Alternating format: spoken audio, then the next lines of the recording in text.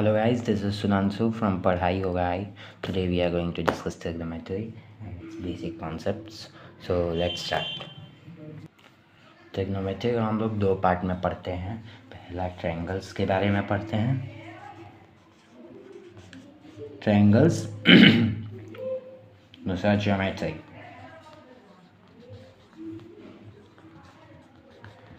So we will cover this basics in trigonometry fully in this video. तो चलिए start करते हैं. तो इसमें ट्रायंगल्स में हम लोग राइट एंगल ट्रायंगल के बारे में पढ़ते हैं. राइट एंगल ट्रायंगल,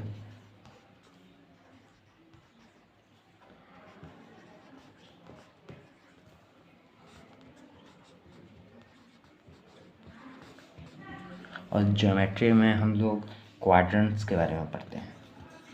क्वाड्रेंट्स अभी मैं बताऊंगा, अच्छे से बताऊंगा. Wait and watch. ये तो यहाँ पे राइट एंगल ट्रायंगल हम लोग का कुछ ऐसा होगा. यहाँ से ऐसे, सॉरी,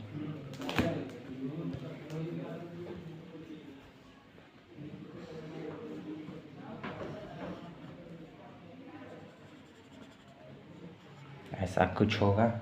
इसमें ये अल्फ़ा मान लीजिए, ये तो 90 डिग्री, ये थीटा मान लो, थीटा. तो यहाँ पे हम लोग जानते हैं कि ये बेस है, ये हाइपोटेन्यूस है, और ये तो परपेंडिकुलर है. यहाँ हम लोग इसको अपोजिट टू थीटा भी बोलते हैं, इसको एडजेसेंट भी बोलते हैं. तो आप प्लीज़ कंफ्यूज मत होइएगा, ठीक है. और यहाँ क्वाड्रेंट्स क्या हैं, आइए हम आपको बताते हैं. तो क्वाड्रेंट्स, फर्स्ट क्वाड्रेंट ये है, ये फर्स्ट क्वाड्रेंट है. Second quadrant, third quadrant, fourth quadrant, ठीक है. और यहाँ पे ये एक्स एक्सिस है, ये वाई एक्सिस है, ठीक है. X axis, y axis.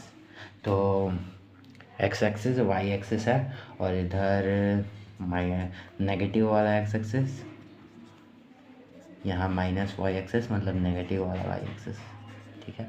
तो आप ये क्वाड्रेंट्स के बारे में भी समझ गए हैं. और यहाँ तो इधर पॉजिटिव होता है, इधर नेगेटिव, इधर पॉजिटिव, इधर नेगेटिव. चलिए, तो अब हम लोग साइन रेशियो और सारे फार्मूलाज़ के बेसिक फार्मूलाज़ के बारे में भी डिस्कस कर लेते हैं. तो चलिए स्टार्ट करते हैं. फिर फार्मूलाज़ के बारे में भी डिस्कस कर लेते हैं. इतना आप स्क्रीनशॉट ले लीजिए या नोट कर लीजिए. तो हमने इतना कुछ पढ़ लिया. अब आइए हम लोग साइन थीटा का फार्मूला देख लेते हैं. तो ये है sine theta is equal to perpendicular by hypotenuse होता है. परपेंडिकुलर बाई हाइपोटेन्यूस, यहाँ पर ऊपर देख लीजिए, ये है परपेंडिकुलर, ये है हाइपोटेन्यूस. साइन थीटा का ये फार्मूला है. और कॉस थीटा का फार्मूला होता है बेस बाई हाइपोटेन्यूस. यहाँ परपेंडिकुलर को हम अपोजिट टू थीटा भी बोलते हैं, यहाँ बेस को हम लोग एडजेसेंट भी बोलते हैं. तो आप कंफ्यूज प्लीज़ मत होइएगा. Tan theta is equal to sine by cos करेंगे तो टेन आएगा, तो ठीक है. तो साइन बाई कॉस, तो यहाँ भी हाइपोटेन्यूस कट जाएगा, तो परपेंडिकुलर बाई बेस बचेगा, ठीक है. परपेंडिकुलर बाई बेस बचेगा, ठीक है. इतना तो आप समझ गए. अब हम लोग उसमें आते हैं, तो कॉसेक में आते हैं. तो ये कॉसेक साइन का 1/sin is equal to cosec होता है. तो कॉसेक का होता है 1/p/h कर दीजिए साइन का. तो ये h ऊपर आ जाएगा, तो h/p, मतलब हाइपोटेन्यूस बाई परपेंडिकुलर, वो हो जाएगा कॉसेक का. अब सेकेंड जो होता है कॉस थीटा का उल्टा होता है, मतलब 1/b/h. सॉरी, पहले हम लिख देते हैं नाम आपका, so that you will get easy to note down. तो सेकेंड का होता है 1/b/h is equal to h/b, ठीक है. और कॉट थीटा होता है 1/tan. तो 1/tan, तो 10, पहले कॉट लिख देता हूँ, कॉट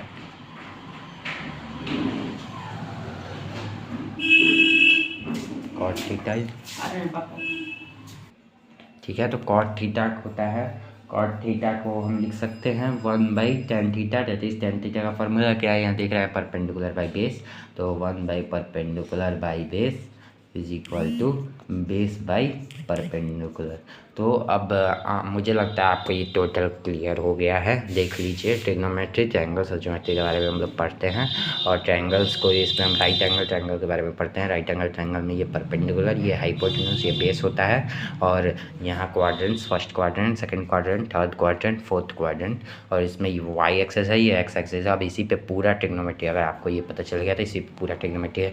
उसके बाद ये साइन थीटा का फॉर्मूला पढ़ के, perpendicular by hypotenuse, cos theta का formula base by hypotenuse, tan theta का परपेंडिकुलर बाई बेस, इन दोनों को sine theta by cos theta is equal to tan theta होता है, और कॉसेक होता है 1/sin, कॉस होता है 1/sec, और हाँ tan theta is equal to 1/cot। तो ये आपको पूरा क्लियर है। अब इसी पे पूरा ट्रिग्नोमेट्री हम लोग ख़त्म कर देंगे, और आगे भी मैं इस वीडियो में केवल बेसिक्स बता रहा हूँ, तो आगे भी बेसिक्स बताऊँगा बहुत सारे।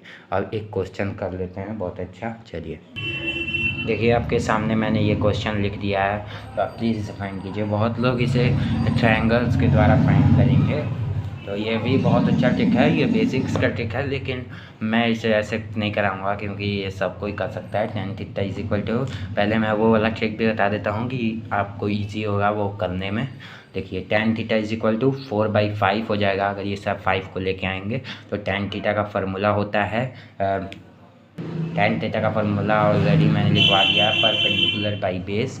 तो उससे ये परपेंडिकुलर का 4 हो जाएगा, बेस का 5 हो जाएगा। तो वैसे ही अब 4, 5, तो इन दोनों का हाइपोटेन्यूज निकाल के अब sine theta cos theta, sine theta cos theta निकाल लेना है, और उन दोनों को गुना करना है। लेकिन मैं वो ट्रिक नहीं कराऊंगा, मतलब वो ट्रिक नहीं है, वो बेसिक्स है, और ये भी मैं बेसिक्स कराऊंगा, लेकिन बहुत जल्दी आपका ये सॉल्व हो जाएगा। देखिए, तो यहाँ पे हम 3 cos अल्फ़ा है, तो यहाँ पे cos अल्फ़ा को ही कॉमन ले लेते हैं। तो cos अल्फ़ा को कॉमन ले लो,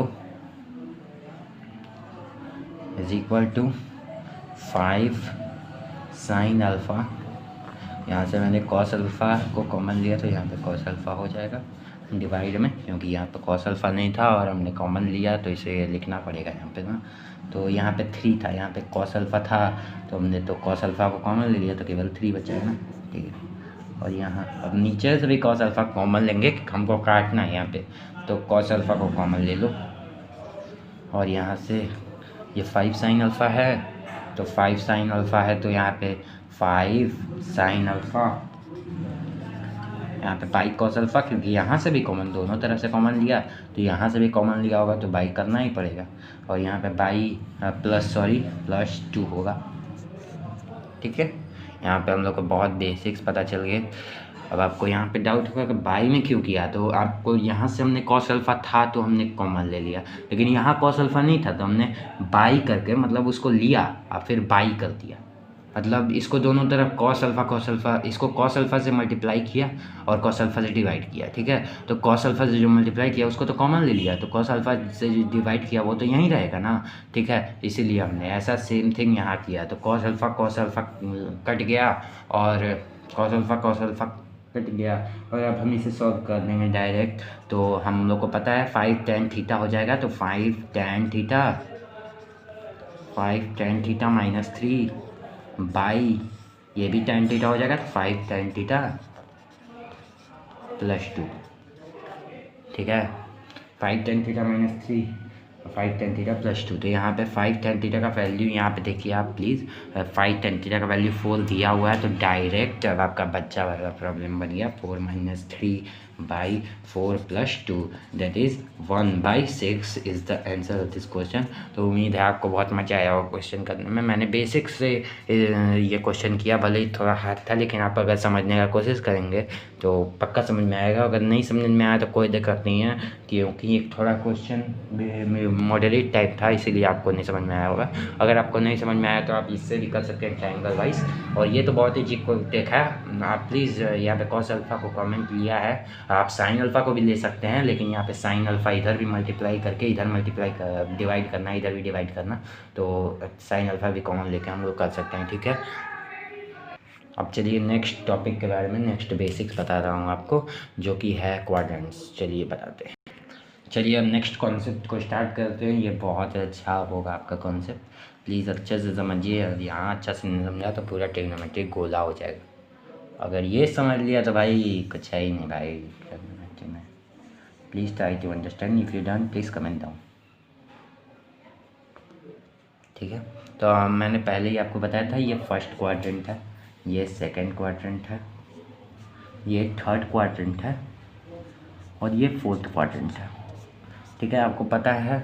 अब ये पॉजिटिव एक्स एक्सिस, ये पॉजिटिव वाई, ये negative y, sorry negative x, negative y. ठीक है, अब आपको ये इधर पॉजिटिव होगा तो आप अब क्या कीजिए, अब यहाँ पे एक ट्रायंगल खींच दीजिए, जो कि है एक ट्रायंगल बन गया। ठीक है, यहाँ पे एक ट्रायंगल बन गया ना, तो अब क्या कीजिए, अब ये इसका बेस हो गया ट्रायंगल का, ये परपेंडिकुलर हो गया और ये क्या हो गया, हाइपोटेन्यूस हो गया। तो ये हम जानते हैं यहाँ पे, क्योंकि ये बेस पॉजिटिव रहेगा, क्योंकि ये एक्स एक्सिस में है, और परपेंडिकुलर भी पॉजिटिव रहेगा क्योंकि ये वाई एक्सिस में है, और हाइपोटेन्यूस, और यहाँ hypotenuse is equal to root of P square plus B square रहेगा, root of P square plus B square रहेगा। तो ये भी पॉजिटिव ही रहेगा क्योंकि रूट में है। तो आप यहाँ पे आप समझ रहे हैं ना कि ये फर्स्ट क्वाड्रेंट पॉजिटिव सब रहेगा, मतलब साइन कॉस सारा चीज़ जो भी है वो सारा पॉजिटिव ही रहेगा फर्स्ट क्वाड्रेंट में।